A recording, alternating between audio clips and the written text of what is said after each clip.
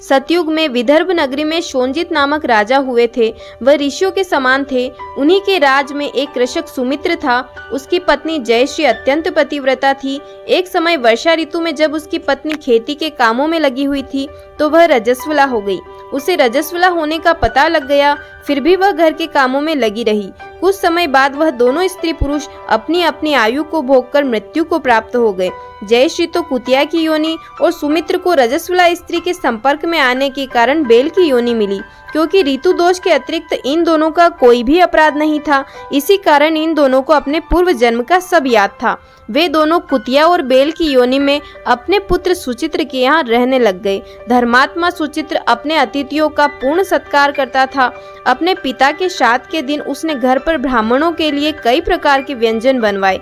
जब सुचित्र की पत्नी किसी काम में व्यस्त थी, तभी एक सर्प ने आकर बनाई हुई खीर में विष उगल दिया। सुचित्र की मां ने, जो कि कुतिया की योनि में थी, उसने यह सब देख लिया। बहू और बेटे को ब्रह्म हत्या के पाप से बचाने के लिए उसने खीर के बर्तन में अपना मुंह लगा दिया। उसको ऐसा करते देख सुचित्र की पत्नी को गुस्सा आ गया और उसने उसे जलती लकड़ी से पीटा और सारे बर्तन का खाना फेंककर फिर से साफ करके ब्राह्मणों के लिए भोजन बनाया और उन्हें भोजन कराया। बेचारी कुतिया मार खाकर इधर उधर भागने लगी। सुचित्र की पत्नी ने उसे जूठन तक ना दी। भूख से तड़पती हुई वह अपने पति, जो कि बेल की योनि में थे, उनके पास जाकर बोली, वैसे तो बहू मुझे रोज खाना देती है, लेकिन सर्प ने खाने में विष उगल दिया था और उनको ब्रह्म हत्या से बचाने के लिए मैंने उस बर्तन के मुंह लगा दिया, जिस कारण उसने मुझे बहुत पीटा और खाना भी नहीं दिया।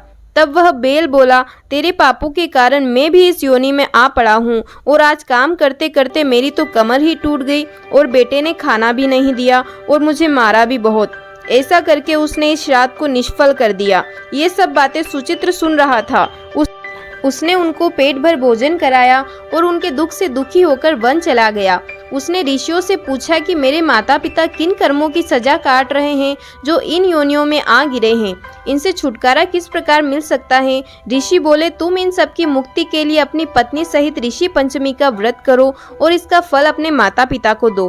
भाद्रपद महीने की शुक्ल पंचमी को मुख शुद्ध करके मध्याह्न में नदी के पवित्र जल में स्नान करना और नए रेशमी वस्त्र पहनकर अरुंधति के साथ सप्त ऋषियों का पूजन करो। सुचित्र घर लौट आया, पत्नी सहित विधि विधान से पूजा व्रत किया।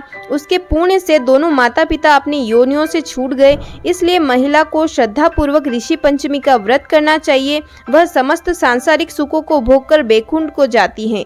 बोलो ऋषि पंचमी की जय।